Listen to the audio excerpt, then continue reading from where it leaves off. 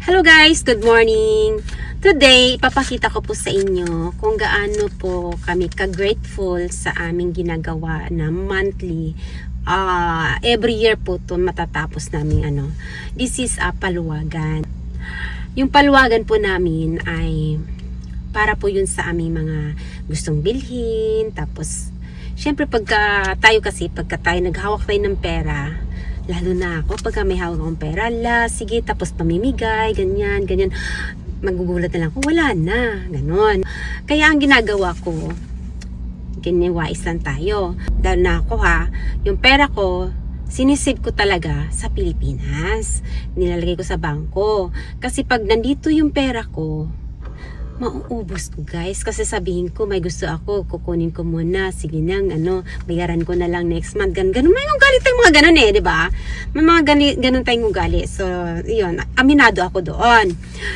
So ngayon guys, very thankful po tong mga members ko kasi yung pera na save namin ay laking tulong po talaga sa kanila. Meron na nakabila ng lupa, napagawa ng bahay, kung ano-ano pa, na business, ganun, pandagdag ng business, ganyan. So, ang laking tulong talaga. And, ito lang payo ko lang sa lahat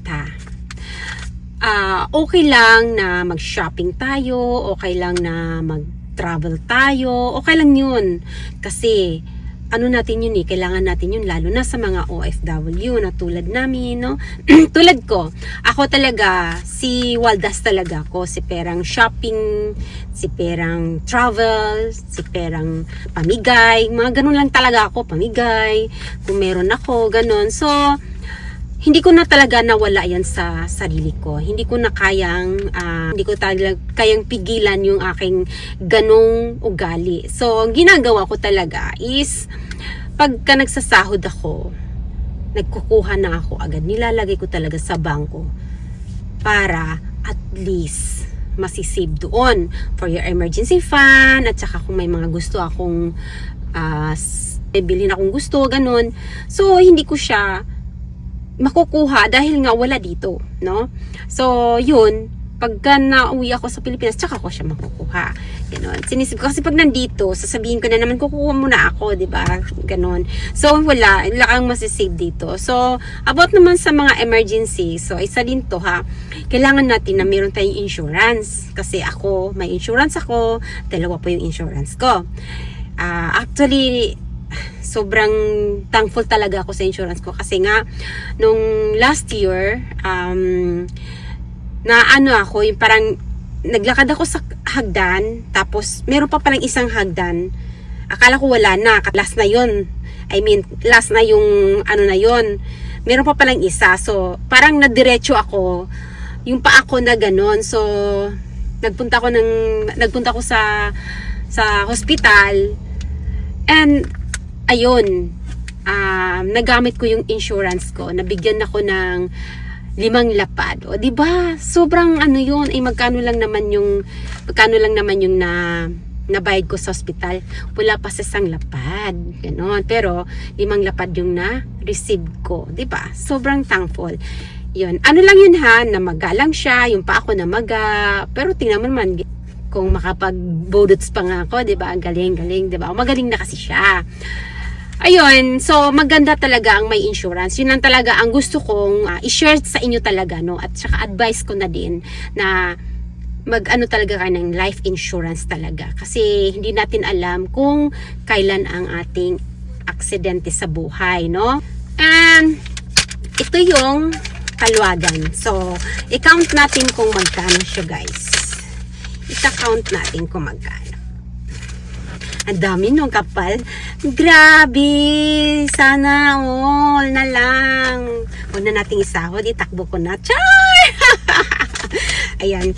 Eto, count. 1, 2, 3, 4, 5, 6, 7, 8, 9, 10, 11, 12, 13, 14, 15, 16, 17, 18, 19, 20, 21, 22, 23, 24, 25, 26, 27, 28, 29, 30. Actually guys, kasi 12 kami lahat.